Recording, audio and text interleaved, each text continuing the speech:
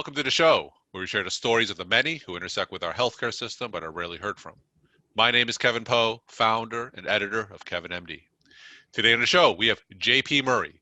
He's an internal medicine physician, and he wrote the Kevin MD article, In Gratitude to Our Nation's Residents. JP, welcome to the show. It's great to be here. Thanks so much for having me. We'll get into your article in a little bit, but first off, can you just share your story and your journey to where you are today? I had a bit of a circuitous route to medicine. I am the son of two philosophy professors, and so kind of always imagined myself as having a career in the humanities. I was in graduate school for literature, going to get my PhD, and had a younger brother who was in medical school at the same time. And, we were very close, and sort of in talking to him on a day-to-day basis about his life, sort of decided that maybe medicine was going to be my path. So I left after 2 years of grad school, went back and took my science classes, did my medical school training at Loyola here in Chicago, and completed residency at Emory in Atlanta, which was wonderful, working at Grady Hospital down there, especially. I'm in my second year of doing hospital medicine here at University of Chicago, which has been a great home so far. So you work for an academic medical center, and of course you work with a lot of residents. What do you think are some of the biggest challenges that residents are facing, especially during this past year of the pandemic? That's a great question. I'm, only a year and a half out of residency myself, so I do feel a little bit closer to some of those challenges, I think, than some providers. Residency is obviously a very demanding time, no matter when you train. What's been especially difficult for residents over the last, 12 or 13 months has been some of the isolation. As you can imagine, especially for interns or second years, moving to a new city where you might not know folks, and then kind of, having to, work on the front lines of a pandemic, when you're not allowed to kind of socialize or be with people or meet people, in whatever new city that you've moved to, can be extremely challenging, especially when you're already doing such demanding work. So I think it's, residency is a tough time. You work hard, but a lot of times folks get through it, in part because of kind of that resident community. And, they can kind of draw on the strength of that. I think that's been a lot more difficult over these past 12 months. And what are the ways that you are seeing these residents overcome that obstacle during the past year? What are some of the things that they're doing that's inspired you? Pretty much everything that they're doing has been pretty inspiring over the last 12 months in particular. One of the things about being a healthcare provider in general throughout the COVID pandemic is that, while so many folks are working from home, residents, nurses, physicians, techs, everyone in the hospital system has had a place to go to as far as work they've been going into work.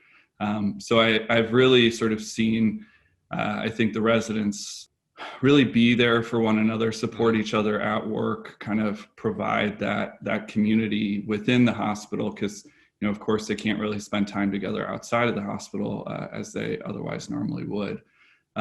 So they're really kind of banding together, trying to support each other as much as possible, and just the fact that they are able to kind of be together at least at work, I think they can draw upon that and support one another, though of course it is still very difficult.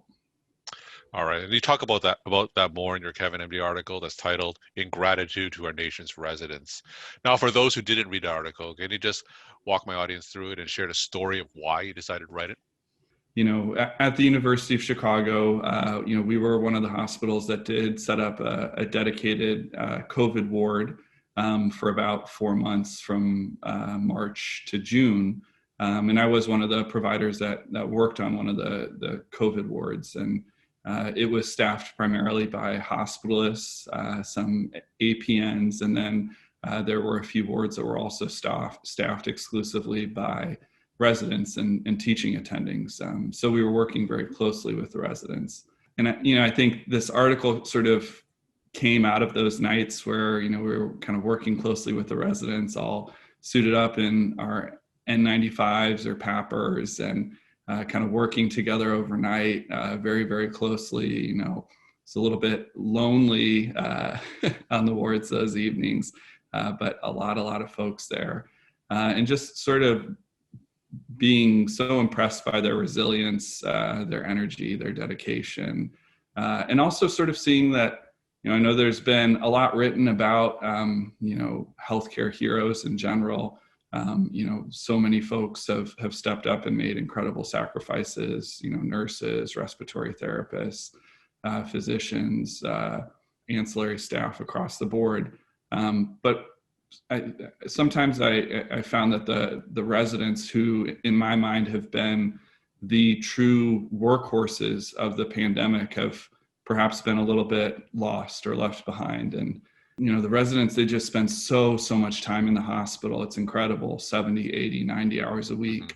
And I just don't think people really understand that. I don't think people know that. Even some people within the medical community who are a little less familiar with what happens at teaching hospitals, I don't think they have such a sense of the commitment and time that the residents spend in the hospitals.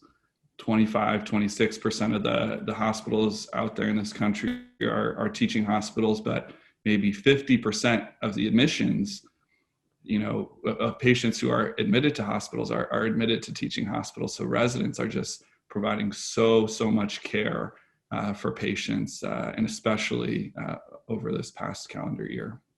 Take us through a typical day of house staff during the height of the pandemic, perhaps last March to June. How many patients would they see, and paint a picture of some of the challenges that house staff were facing, especially during the height of the pandemic when there were so many unknowns on an inpatient COVID ward? The biggest unknown, especially in the first couple months of the pandemic, was, what sort of therapies do we have to help people with COVID? It was very, very unclear at that time. There was thoughts about, maybe Plaquenil helps folks, maybe steroids helps folks, maybe remdesivir helps folks. It was just so unclear. From a therapeutic perspective, what interventions had meaningful benefit. And then beyond that, I think there's just some very sort of granular things that were very challenging. Fortunately, we were at a hospital that always had enough PPE. We were very, very lucky in that regard. The University of Chicago did very well in making sure that the staff were safe. But, just from a logistical perspective, you had the residents who were on these essentially kind of secured wards who couldn't really leave them for 12-hour stretches. How do you get food on and off? You're essentially wearing your PAPR for 8, 10, in some cases 12 hours a day. Where do you find the time and the space to eat safely? Go to the bathroom. You're essentially on these locked wards for 12 hours straight, 6 days out of the week. Extraordinarily challenging. These residents aren't seeing daylight.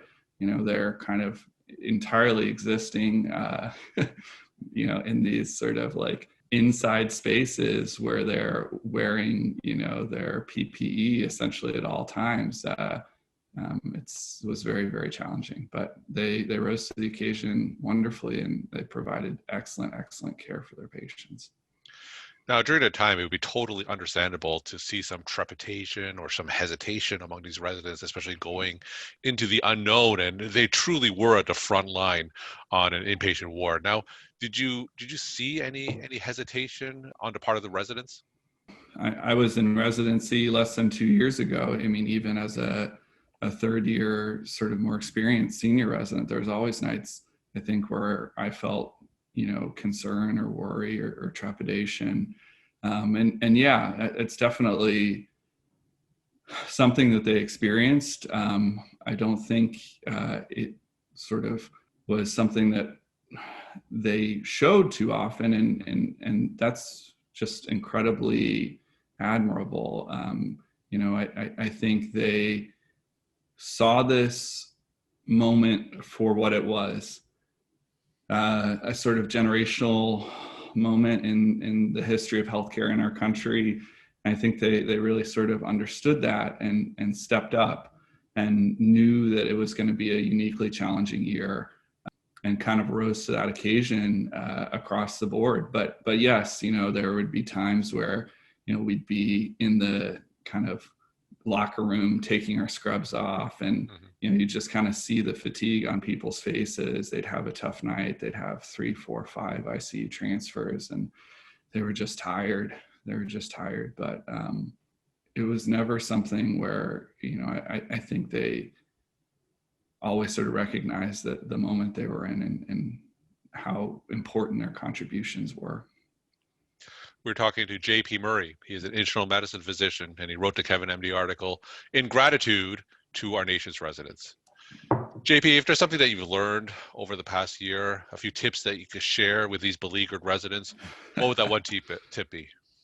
Things that I did, especially in the first 4, 5, 6 months of the pandemic and the lockdown, tried to be outside, tried to get a little sun on my face. Even during the winter, I'd make a point on my days off to bundle up, and we've got the wonderful lakeshore here in Chicago, and try and make my way out of the apartment down to the lake, just to kind of be outside, these sort of sterile fluorescent environments that we spend so much of our time in. Spending time with friends and family on Zoom, over the phone, has always been, very, very life-giving and restorative.